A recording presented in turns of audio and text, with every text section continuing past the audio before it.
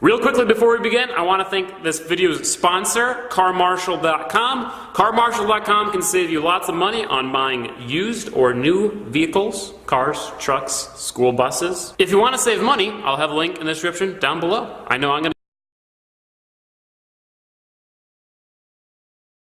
Cop fired after video showed he lied to protect his partner who tasered teen on ATV, killing him.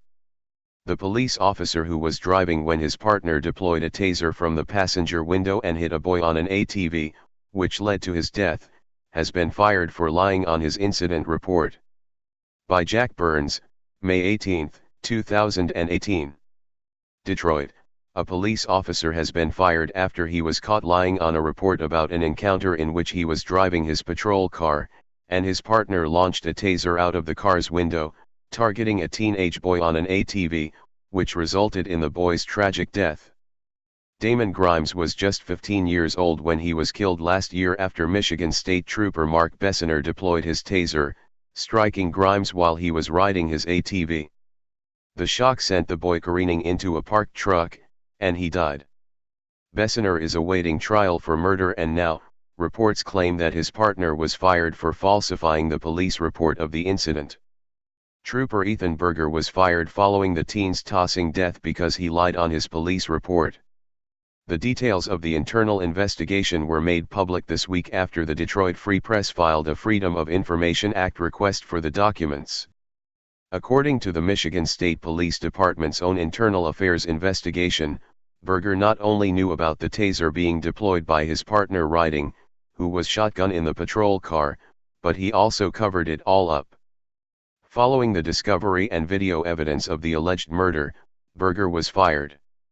According to the IA report, dated March 19, the department directly accused the officer, saying, "You knew the other trooper committed criminal offenses for which he was later charged. You drafted a false police report with the intent of assisting the other trooper with avoiding discovery, arrest, trial, or punishment after the crime occurred." The scathing rebuke of the officer continued. "Your report intentionally contains significant deviations from the truth and what is shown on the videos, and your report was a clear attempt to justify your and the other troopers' actions during the pursuit." Grimes's death was shocking, to say the least. Berger and Bessiner were pursuing Grimes, who was quite possibly unaware they were following him.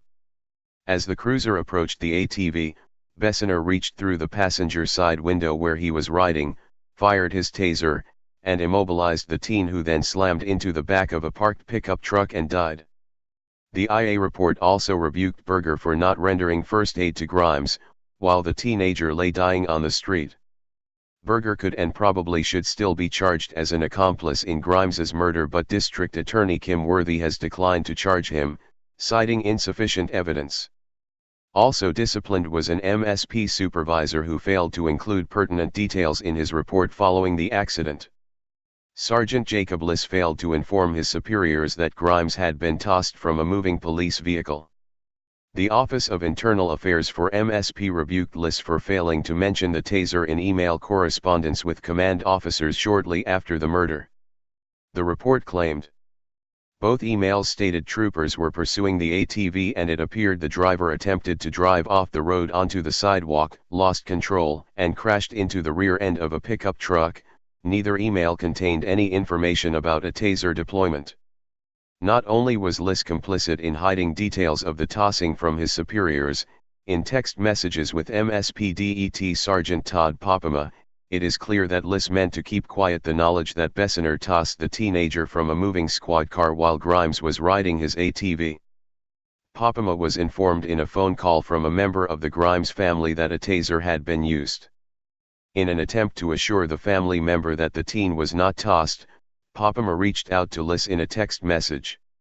He asked Liss to check everyone's taser from the chase today. Maybe have them downloaded to show no use. Family is claiming he was tasered. Liss responded, "Yes. I will take care of it." Berger is still drawing his salary as his firing is being appealed and is currently in the arbitration process. Representing Berger is the Michigan State Police Troopers Association. In a grievance filed on behalf of Berger, The trooper claimed the punishment was not fair and wrote, "The proposed discipline should be set aside or significantly reduced." Bessener is scheduled to be tried for the 15-year-old's murder this summer. Berger has been fired, and Liss has been reprimanded, but nothing can bring back the teenager who was simply going on a joyride through town. We at the Free Thought Project will keep you up to date with any developments in the officer's trial. Grimes's case serves to illustrate the long-held belief by critics of law enforcement that not only will police kill unarmed individuals, but they will do their best to cover up evidence of their culpability.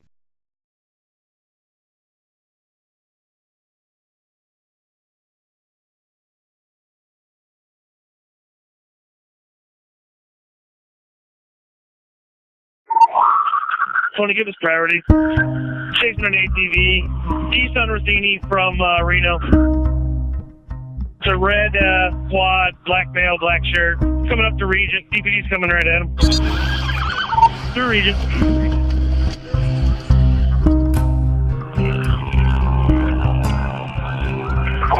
He flipped. Yep. All right, crash.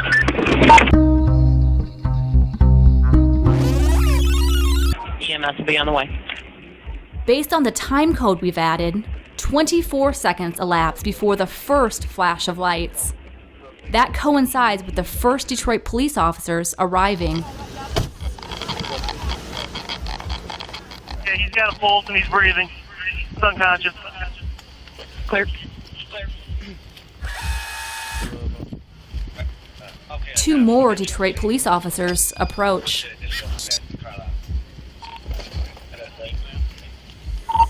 Oh, 09, he slowed down. We tased him and he crashed out. Those words come from Mark Bessner. He's the trooper accused of firing his taser from a moving vehicle. It's a violation of department policy. Have EMS stepping up.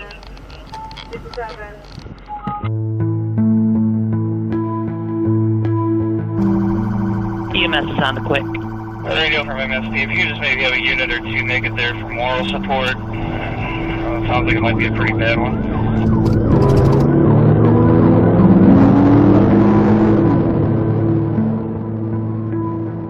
The footage you're watching comes from dash cams, body cams, and security cameras.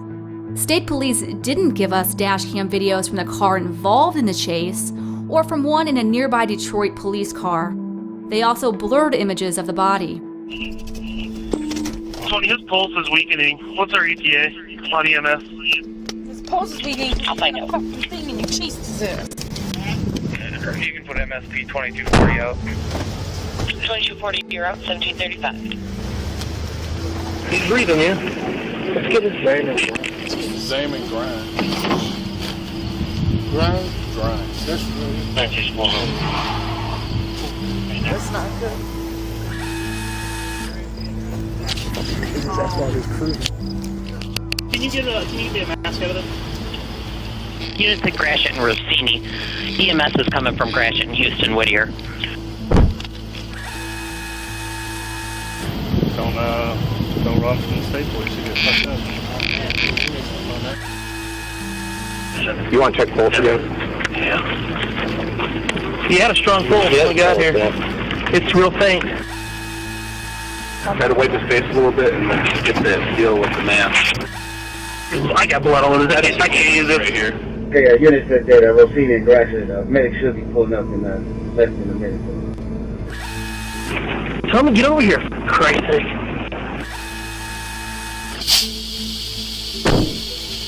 Come on, fellas. Is that his phone? Yeah. As EMS arrives, several Detroit police officers turn off their body cameras.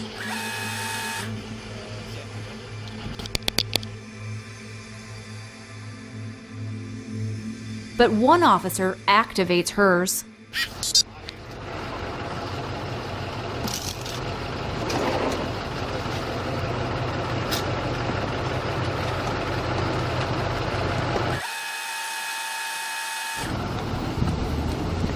Should we give them like an escort or something to St. John's? Should we give them an escort to St. John's?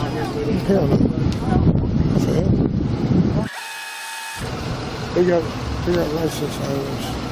Yeah. We only do that for police. Okay. I If an officer was shot, we don't know. I didn't know they were chasing a four-wheeler. About 10 minutes after the crash, Damon Grimes is taken to St. John Hospital. Doctors pronounce him dead on arrival. He was 15.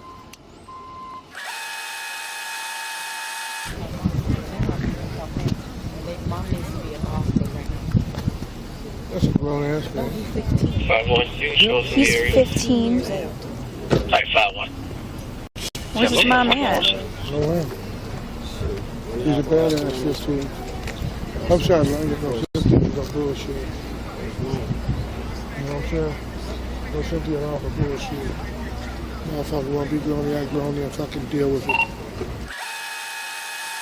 What happened? What happened? They tased his ex while he was driving, causing him to flip an infection. Michigan State Police condemned Trooper Besner's actions, calling them criminal. He resigned from his job and now faces charges of second-degree murder and involuntary manslaughter. I didn't want to wipe the blood off. Just killed my little cousin. Unbelievable. Our final piece of audio comes from a canvass of the neighborhood conducted after the incident. Two Michigan State Police investigators talk about their conversations with residents. This last chick that I just entered gets it. She's a couple years younger than me. She's like, he drives around here recklessly all the time. Why didn't he just stop? She's like, all these people in here are wanting to talk about protesting the police.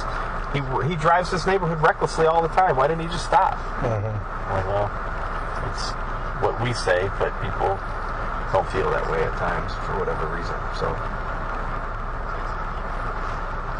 Yeah, two people made bad decisions on this one. Yeah, and that's what I told people. I said, look, hey, it could have been handled differently on both sides, as far as I'm concerned. And had I been out here chasing him, I'm not judging by what he did, but I guarantee I would have done it differently. Guaranteed I would have done it differently.